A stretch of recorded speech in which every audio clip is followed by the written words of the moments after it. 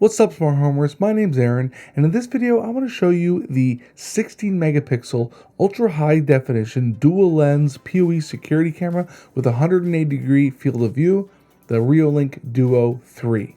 I'm going to go over a bunch of specs and generally how I feel about it, and then I'll show you how to install it and set it up, and how to set it up in Home Assistant if you want to stick around. Like its predecessors, the Duo 1 and 2, the main feature that this camera has is that it has a dual lens system. The camera actually combines the images from the two cameras together, making one super wide video stream that has a 180-degree field of view. The Duo 3 now records at 16 megapixels with a resolution of 7680 by 2160 at 20 fps. This is more than the Duo 2's 8 megapixel 4608 by 1728 resolution, but when they change the resolution, they've also reduced the vertical field of view a little bit from 60 degrees to 55. The body of the camera is IP67 waterproof, which is great since the best use case would be for outdoor surveillance.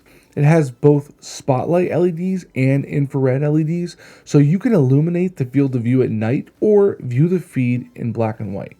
The two-way voice on this camera is pretty decent, so you can easily talk to someone and listen for their responses from a distance. Right now it's only shipping with the Power over Ethernet version, but I would expect a Wi-Fi version at some point soon. Since I didn't have a PoE switch at my house, Reolink was kind enough to send me their NVR, which is an alternative way to connect this device to your network. But while testing that, I ultimately decided that I'd rather just use a PoE switch, so I ended up buying one and using that. As always, I'm going to leave links to all the products that I'm using in this video in the description. One of my favorite things about Reolink cameras too is that there's no monthly fee for recording video. The app could use a little bit of improvement, but since I use it for my doorbell and some of my other cameras, I'm pretty familiar with it.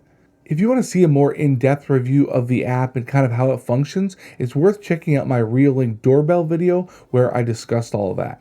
Another thing I like about this camera is that on the underside, you can see an SD card slot covered by a weatherproof covering, and that allows up to 256 gigabytes of storage. It's really nice to have onboard storage, but don't forget that there's always the possibility of SD card theft. I use this Samsung SD card, and again, link in the description for that one. The video quality on this camera is surprisingly good. I'm coming from the Duo 2, which was already good, and while the Duo 3 isn't a full 8K, it's a 16 megapixel stream that's actually two streams stitched together. During the day and at night, the detail is pretty crisp and clear, but it did get a little fuzzy during transition from day to night and from color to black and white, but generally it's pretty clear. The image stitching is decent, and when you get up close, you can see where the stitching occurs, but as you move further back, it's harder to tell. You can actually set the distance for image stitching in the app, so it can prioritize whether you're going to see that seam closer to the camera or further away from the camera. It helps to know if you're going to be viewing subjects that are close or far away from the camera. I left it at the standard setting because it seemed to work great for my setup. One of the new features that this camera had is called night color mode. This allows you to see a color image at night. Typically with cameras, you're going to use the infrared lights to light up the area, and then a black and white image is used to show you the entire field of view in decent detail. That can be done in this camera, but with color night mode, the processor boosts the image color so that you get a color image at night. It does require some light in the field of view though, and I noticed here that if I turn off my porch light, that the image just doesn't have much detail because it just doesn't have enough light. But when I do turn on my porch light, you get a much better image than you do if you use just black and white. Another new feature with this camera is called motion track. When a normal camera sees motion, it starts recording until the motion stops. However, when the motion duration is long, these clips can be long and take up a lot of space. There's a feature that Reolink has advertised where the camera creates a still image showing the moving object at various times throughout the course of this movement. This feature is really tucked away in the options. It actually only works as an email notification. The Reolink app will send you an email with the image as an attachment because sending a video clip would be too large of a file. It did work really well. I love this feature, but I think it shouldn't be tucked away in email notifications and should be a setting that you can turn on and have that image appear in the app. One other new feature that I wanted to cover is called Motion Mark, and it's a feature that puts a box around a recognized object. If it detects a car, a pet, or a person, it's going to put a blue box around it. And that's a really nice feature because it allows you to easily and quickly see exactly what the camera is identifying as an object. So if it says pet detected, it puts a blue box around the pet and you know where the pet is. With such a huge field of view, it's nice to have those objects pinpointed. Not much is different from most Reolink cameras regarding motion and privacy zones, so I'm not going to get into those in too much detail, but if you want some more detail on those, I did cover them a bit in my Reolink Duo 2 video, so it's worth checking that out. To get the camera connected to your network now, you just need to connect it to your PoE switch. This gives both power and network connectivity.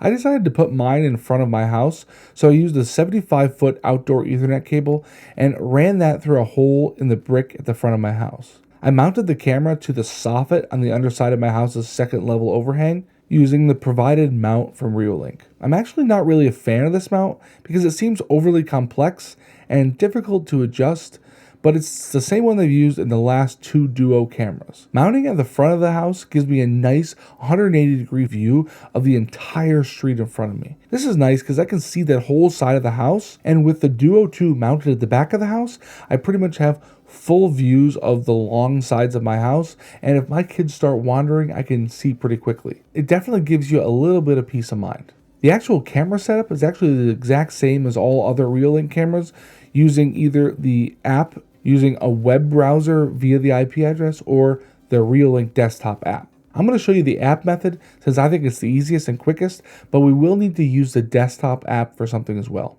First, download the app, and once installed, we can add the camera using the camera's IP address if it's not already discovered. And if it is discovered, you can have to set up a username and password for it, and you'll need this password in a bit. Next, you'll need to install the Reolink desktop client. Once installed, we can add the camera using the camera's IP address if it's not already discovered. And if it is discovered, you can click it and it'll ask you to provide the username and password that you set up in the app. Once this is done, we'll need to go to camera settings. So click the gear icon, click network in the settings menu that appears, and then click advanced. Click server settings, and then you can enable HTTPS and RTSP. If you want, you can also enable OnVIF as well. Once these are enabled, you can close the desktop client, and now we want to head over to Home Assistant. You should see the device automatically discovered in Devices and Services, so go ahead and click Configure, and then type in the device password and click Submit. You should then get a success message, and you can go ahead and set the area for the device and click Finish. On the device page, you get controls for the floodlight and the siren, sensors for animal, motion, person, and vehicle detection, and a camera stream. You get a ton of options under configuration, including sensitivities for various detection modes. You also get day and night mode control, which allows you to turn on the color night mode as I showed earlier. There are tons more controls as you can see here, and I'm not going to go into depth, but let's just say that there's a reason why Reolink devices are so popular among Home Assistant users. And that's pretty much the setup in Home Assistant. What I really love about this camera is obviously the field of view.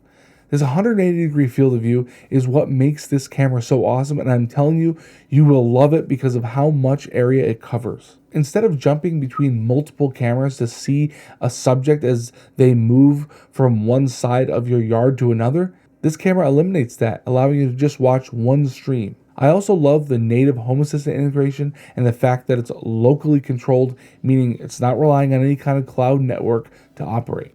This is my first PoE device, and since this is my first PoE switch, I do plan on setting up a lot more PoE devices in the future.